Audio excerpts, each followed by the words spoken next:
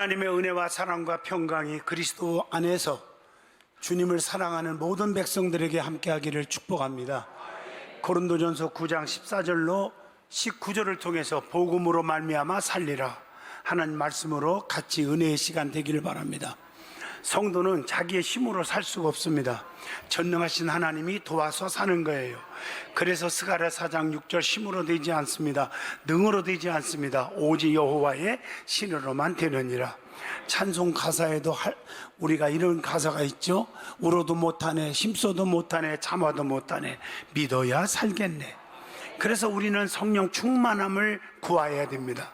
그래서 성령 충만함을 받아서 예수 그리스도의 참다운 증인이 되는 것이 바로 믿음 있는 사람이라고 말할 수가 있습니다. 예수님이 이 땅에 왜 오셨습니까? 내가 이 땅에 온 것은 생명을 얻게 하고 더 풍성케 하려는 것이니라. 생명. 그래서 복음을 전파해서 영원히 구원받게 하여야 한다는 것입니다. 예수님이 이 땅에 오신 목적이 바로 그거예요. 천국 복음을 전파하기 위해서 오신 것입니다.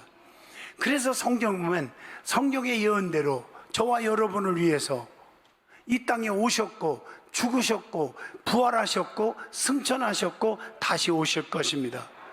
이 5가지, 4가지는 이미 이루어졌고 한 가지만 남았어요. 주님이 반드시 오신다는 거, 오셔서 심판하러 오신다는 거. 그래서 천국과 지옥으로 갈라지는 거예요. 또 신부와 또 신랑 되신 예수님과 혼인잔치하는 그런 역사가 임할 줄로 믿습니다. 오늘 여러분 성경의 5가지 예수님의 사건이 성경의 예언대로 성도들을 위해서 일어나는 사건입니다. 이러한 복음으로 성도가 사는 거예요. 그렇기 때문에 성도가 복음을 전한다는 것은 막중한 사명이고 꼭 해야 될 일인 줄로 믿습니다. 사도 바울은 복음을 내가 전하지 않고는 내게 화가 있을 것이므로다, 이렇게 본문 고린도전서 9장 16절을 통해서 고백을 하고 있습니다. 오늘 이 복음을 전해야 할 이유가 무엇인지, 이 복음을 어떻게 전해야 하는 건지, 복음을 전하면 하나님이 어떤 축복을 주시는지 오늘 이 말씀을 통해서 은혜의 시간이 되어지기를 바랍니다. 이 복음 때문에 죽을 자가 살고 변화받고 문제가 해결되는 거예요. 여러분, 어떤 분이 집사님과 권사님들이 모여서 우리 어느 교회 어느 가정에 신방 갑시다 그랬더니 권사님이 내가 너무 바빠서 못 갑니다, 다음에 갑시다 그러고 흩어졌어요. 그런데 달려가는데 권사님에게 벼락 같은 하나님의 음성이 들려오는 거예요. 내가 명령했는데 너 어디로 가느냐? 내 일이 바쁘냐? 네 일이 바쁘냐? 우선순위가 어디냐? 네가 우선순위면 나도 정말 우선순위가 너에게 되지 않을 거다, 이런 마음이 오는 거예요. 그래서 잘못했다고 하나님 앞에 회개하고 막 달려갔어요. 아무개 집사 집에 간 거예요. 집사 집이 아니라 성도 집에 간 거예요. 근데 이분은 예수를 잘 믿다가 안 믿었나 봐요. 초인종을 올립니다. 5분 동안 올려도 대답이 없어요. 계속 10분 동안 올립니다. 그제서야 문을 열어줬어요. 왜 늦게 열어줬는지 아세요? 이분들이 너무 살기 힘들어서 자살해 죽으려고 목을 매려고 하는 찰나요. 이분들이 어차피 죽을 거 초인종 올려봤자 뭐 열어봤자 그렇다고 안 열려준 거예요. 그래서 하도 계속 초인종 올리니까 열어줬어요. 그러면서 하나님께서 당신을 만나라고 명령이 있어서 온 거라고 펑펑 우는 거예요. 내가 옛날에 예수를 잘 믿었는데 지금은 그렇지 않았는데, 내 생명이 내 것이 아니라 하나님 거라고 그랬는데, 내 마음대로 끊으면 살인죄를 범하는 건데 하나님 앞에 회개합니다. 그리고 예수를 영접해서 나중에 그분들이 교회의 중직이 되었다는 얘기입니다. 여러분, 하나님은 한 생명을 천하보다 귀하게 여기는 줄로 믿습니다. 복음 전파하는 일을 게을리해서도 안 되고 하나님의 감동이 올 때 우리는 순종해야 된다는 거예요. 여러분, 복음의 중심이 예수님이신데 예수님에 대한 말씀은 크게 5가지 사건이 있어요. 성경의 예언대로 저와 여러분을 위해서 오셨고 죽으셨고 부활하셨고 승천하셨고 다시 오실 것입니다. 제일 먼저 예수님의 탄생 사건입니다. 예수님은 성경의 예언대로 말씀이 육신이 되어 이 땅에 오셨다고, 그래서 아버지의 독생자의 영광이요 은혜와 진리가 충만하더라, 요한복음 1장 14절에 기록되어 있습니다. 하나님의 약속이 예수님이 이 땅에 탄생함으로 전 인류에게 성취가 되는 거예요. 마태복음 1장 22절로 23절입니다. 예수님이 이 땅에 오심으로 이 세상의 구속을 위해서, 그 어떻게 보면 구속 사업을 위한 대업이 시작된 겁니다. 누가복음 2장 29절에서 32절에 기록되어 있습니다. 두 번째 사건은 예수님께서 십자가에 달려 죽으신 속죄의 사건입니다. 만민의 속죄를 위해 예수님은 양손 양발에 못 박히시고 머리에 가시면령을 쓰고 옆구리에 창으로 찔려 피와 물을 다 쏟으시고 죽어주셨어요. 만민의 속죄를 위해서 죽어주신 거예요. 로마서 5장 8절에 우리가 아직 죄인 되었을 때에 그리스도께서 우리를 위하여 죽으심으로 하나님께서 우리에 대한 자기의 사랑을 확증하셨느니라. 하나님의 어린 양으로 속죄의 피를, 보혈을 흘려주신 거예요. 그래서 이사야 53장 5절에 그가 채찍에 맞음으로 우리가 나음을 입었도다, 이렇게 말씀한 거예요. 예수님의 보혈을 믿음으로 구원받고 새 생명을 얻게 되었다는 것이죠. 로마서 5장 9절의 말씀입니다. 자, 세 번째는 예수님의 부활 사건이에요. 예수님은 죽은 것으로 끝났다면 예수 믿을 이유가 없고 제가 여기 서 있을 이유가 없어요. 죽은 예수를 왜 믿어요? 예수님은 분명히 사망 권세 이기시고 사흘 만에 다시 살아나셨습니다. 고린도전서 15장 3절로 4절. 그래서 기독교는 생명의 종교요, 부활의 종교요, 영생의 종교입니다. 나를 믿는 자는 죽어도 살겠고 살아서 믿는 자는 영원히 죽지 아니하리라. 네가 이것을 믿느냐라고 질문했을 때 맞습니다, 믿습니다. 그때 예수님께서 부활의 믿음을 믿는 그들에게 나사로야 일어나와라, 무덤 속에 썩은 송장을 살려내신 줄로 믿습니다. 부활의 믿음을 갖는 자에게 기적이 따른다는 거예요. 예수님은 분명히 살아나셨습니다. 그리고 40일 동안 11번 나타나 보이셨어요. 나를 봐라, 나 이렇게 살아났다, 만져봐라, 보아라. 예수님은 지금도 살아계셔서 믿는 자들에게 새 생명을 주신다고 로마서 6장 4절에 말씀합니다. 네 번째는 예수님의 승천 사건입니다. 예수님은 부활하신 후에 40일 동안이나 내가 살아났다는 것을 증명하시고 500명이 보는 가운데서 구름 타시고 하늘로 올라가셨습니다. 사도행전 1장 11절의 말씀이죠. 그리고 하나님의 보호자의 우편에서 성도를 위해서 기도하고 계십니다. 마가복음 16장 19절입니다. 예수님은 하늘로 승천하셨지만 승천하실 때 마지막 세 가지 말씀을 부탁하셨고 명령하셨고 예언하셨습니다. 그러면서 하는 말이 볼지어다 내가 세상 끝날까지 너희와 항상 함께 있으리라. 하늘로 올라가신 분이 어떻게 함께 하실 수 있습니까? 예수님 이름 자체가 임마누엘이라 하리라. 예수님은 우리와 함께 하신다는 거예요. 지금은 뭘 통해서? 보혜사 성령을 통해서 함께 하는 거예요. 그래서 성령을 받으라 그런 거예요. 성령은 하나님이십니다. 사도행전 1장 4절로 5절에 예루살렘을 떠나지 말고 내게서 들은 바 아버지께서 약속하신 것을 기다려라. 요한은 물로 세례를 베풀었지만 너희는 몇 날이 못 되어 성령으로 세례를 받으리라 하셨느니라. 그래서 성령 하나님을 보혜사로 우리는 만나고 사는 거예요. 성령을 받으면 땅끝까지 예수님을 전하는 증인이 되라고 사도행전 1장 8절에 말씀을 줍니다. 그러면서 예수님은 너희들이 본대로 다시 오시겠다. 이게 오늘 사도행전 1장 11절에 첫째가 뭡니까? 성령을 받아라. 두 번째, 권능을 줄 텐데 권능 받으면 증인이 되라. 명령. 세 번째, 내가 다시 오겠다 약속하신 거예요. 그리고 마지막 사건 하나 남았는데 예수님이 다시 오실 재림 사건입니다. 영광 중에 구름 타시고 다시 오시리라. 계시록 1장 7절. 그런데 모든 족속이 그로 말미암아 애곡하리니 그러하리다. 아멘. 믿는 자는 아멘 주 예수시여 어서 오시옵소서 하고 기쁨으로 맞이할 수 있겠지만, 믿지 않는 자, 체험이 없는 자, 성령으로 거듭나지 못하고 불평과 원망과 비판만 했던 사람들은 가슴을 치는 통곡의 역사가 일어난다는 거예요.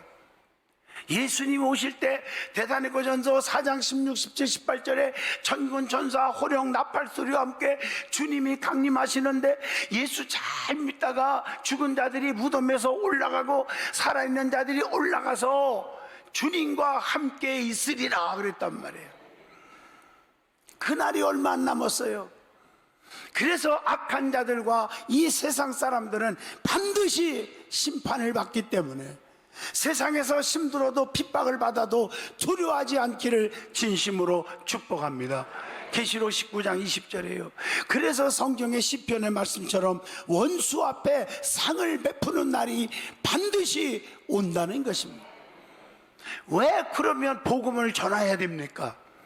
복음을 전하는 자들이 복음으로 말미암아 산다고 주님께서 말씀하셨어요. 이게 오늘 본문 고린도전서 9장 14절입니다. 복음을 듣고 죽을 자가 살고 문제 있는 자가 해결되고 병든 자가 고침받고 마음의 심령이 변화가 일어나는 거예요. 복음은 심령을 변화시킨다고 해요. 복음을 듣지 않으니까 변화가 안 일어나는 거예요. 그리고 원수를 맺고 사는 거예요. 하나님의 말씀은 살아있고 운동력이 있어 좌우의 낯선 검보다 예리하여 우리의 심령 골수를 쪼개고 우리의 마음과 생각을 판단하시나니. 히브리서 4장 12절의 말씀입니다. 말씀은 살리는 역사가 일어납니다. 말씀은 죽은 나사로도 살렸잖아요. 요한복음 11장에 에스겔 골짜기 해골바가지들이 주의 종 선지자가 애치니까, 복음을 애치니까 살이 붙어라, 가죽이 붙어라. 주의 종에게 주시는 특권이잖아요. 애치는 선포, 설교가요.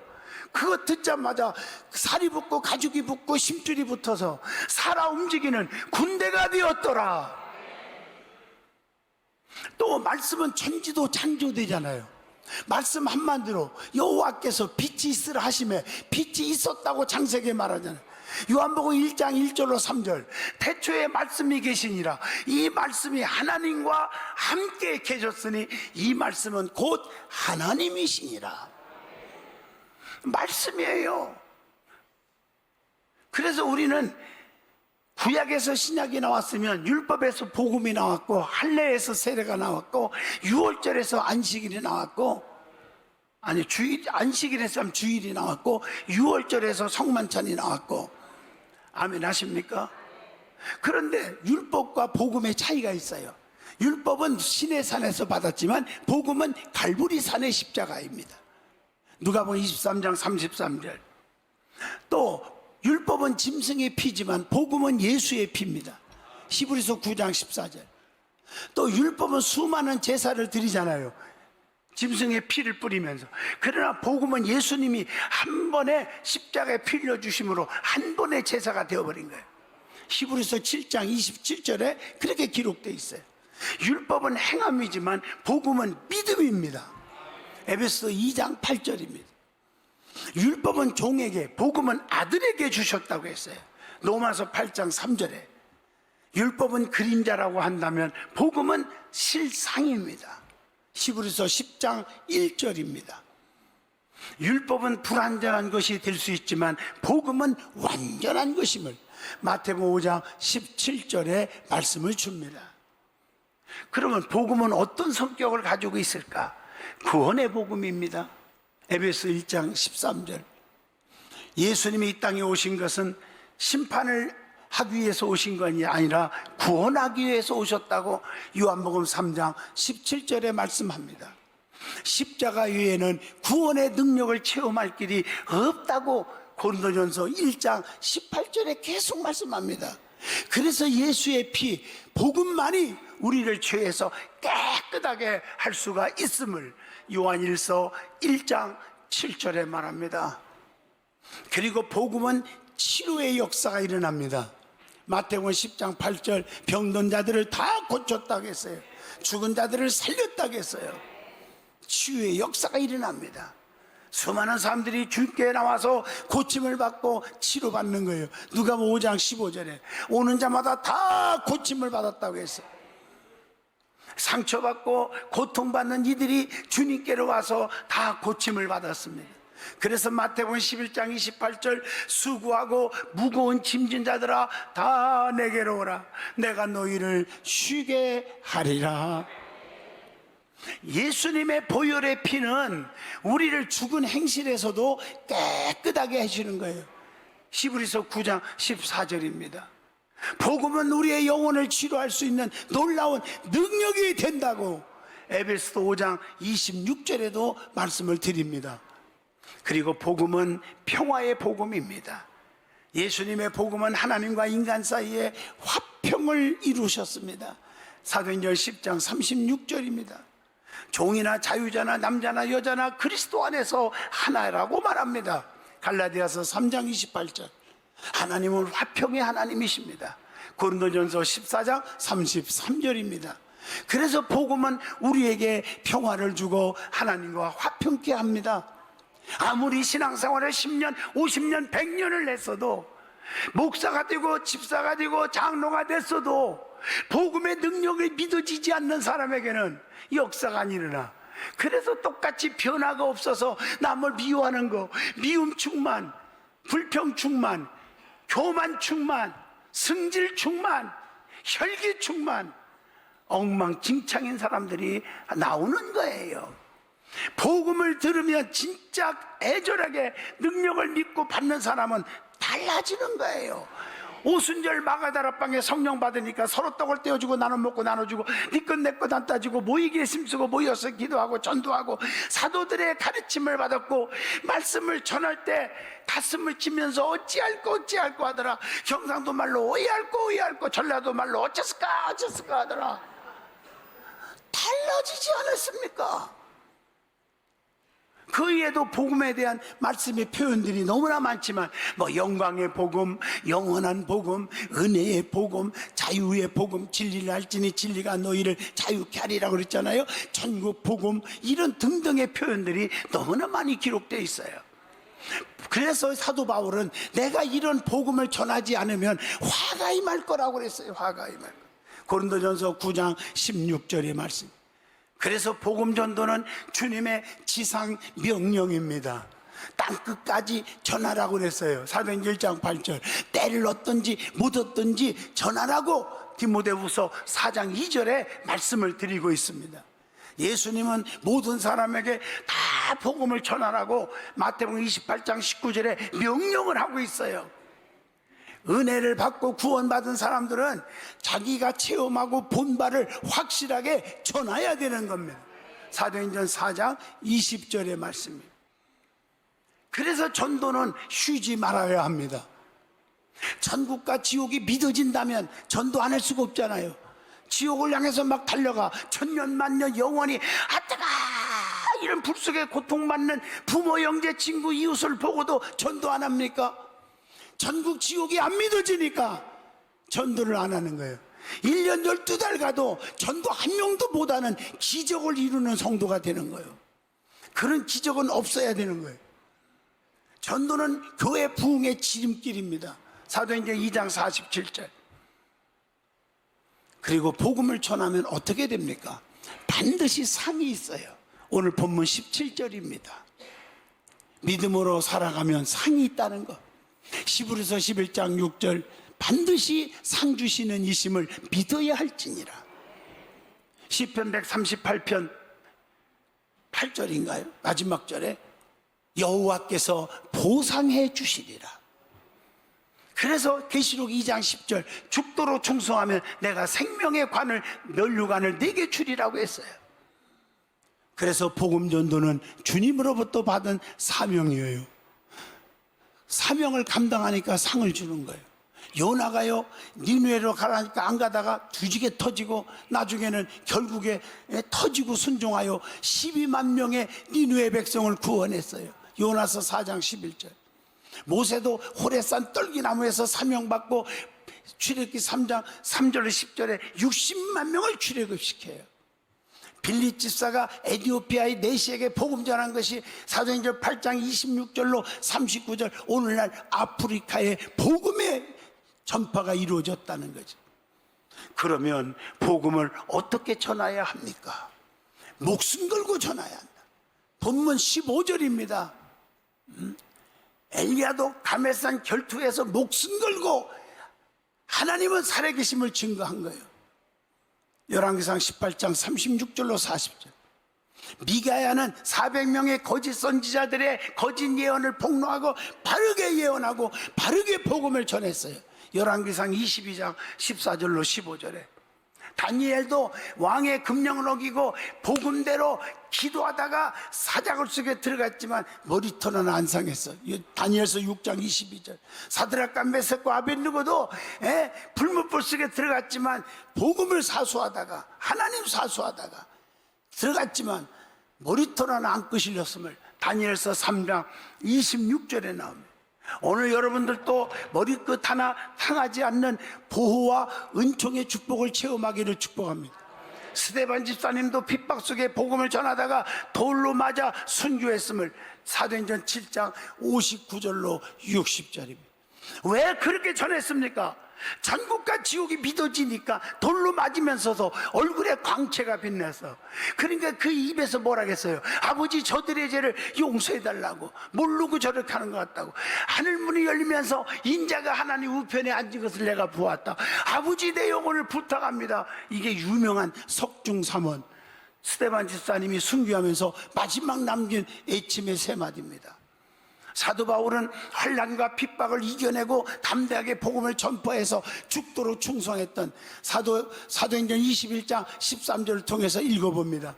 사도 요한도 마찬가지예요. 사도행전 21장에 계속 보면 유배 갔어요. 복음 전하는 것 때문에 요한도 거기서 변치 않는 충성을 보이다가 주님 만난 줄로 믿습니다. 계시록 1장 9절로 10절의 말씀입니다. 그래서 사도 바울은 내가 복음을 전하는 건 자랑할 것이 없다. 내가 복음을 전하지 않으면 화가 임할 것이다. 나는 복음의 빚진 자다. 이렇게 얘기했어요. 절대 내가 복음 전하는 거 목에 심줄 것도 없고 자랑할 것도 없다. 당연히 하는 것이다. 그래서 값없이 복음을 전하라고 했어요. 본문 18절 말씀. 은혜는 값없이 받았으니 값없이 충성을 해야 될 줄로 믿습니다. 더 많은 사람을 얻고자 자유인이나 종이 되어야 한다고 성경은 계속해서 말씀을 주고 있습니다. 한 생명이 천하보다 귀하지 않습니까? 마태복음 16장 26절에 그렇게 말하지 않았습니까? 한 생명이 천하보다 귀하다. 우리는 하나님의 종으로서 내 지식, 내 이론, 내 경험, 내 상식 똑똑한 체 하지 말고 종은 무조건 주인이 시키는 대로 해야 되니 주님의 명령에만 따르시기를 축복합니다. 그래서 맡은 자에게 구할 것은 오직 충성이니라 고린도전서 4장 2절에 말씀하고 계십니다. 결론적으로 말하면 복음은 영혼을 살립니다. 주님의 말씀이에요. 그래서 이 복음들을 전할 때 불같은 말씀이라고 해서 불같은 에레미야 23장 29절. 불은요 우리의 심령을 녹입니다. 교만과 아집과 혈기를 녹여서 부드러운 사람, 큰 그릇, 귀한 그릇으로 다시 만들어내는 게 불의 역사인 줄로 믿습니다. 불같은 말씀 듣고 역사를 이루시기를 주의 이름으로 축원합니다. 능력의 성도가 되시기를 축복합니다.